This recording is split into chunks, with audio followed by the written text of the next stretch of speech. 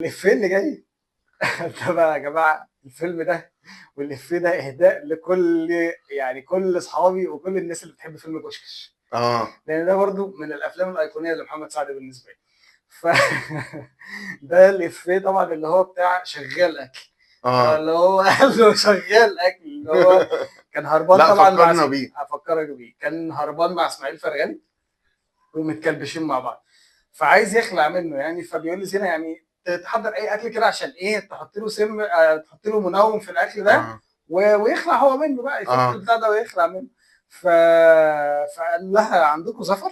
فقالت له في قال لها طيب قال له تاكل زفر؟ فقال له شغال. قال له شغال ايه؟ قال له شغال اكل. قال له شغال اكل بقت مهنه خلاص، شغال اكل.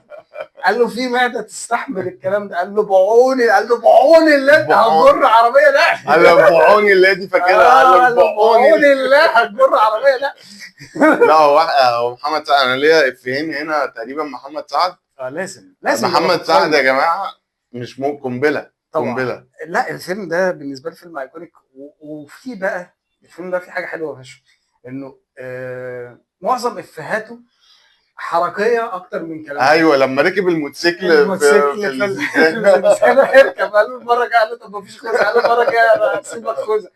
وفي الافيه اللي هو برضو انهي لما كان خلاص بقى اللي هو هجيب السلسله، يعني هجيب السلسله، وراح قاعد تحت العربيه كده، فبيعمل بيخبط البتاع كده، راحت البتاع راحت واقعه فوق دماغه على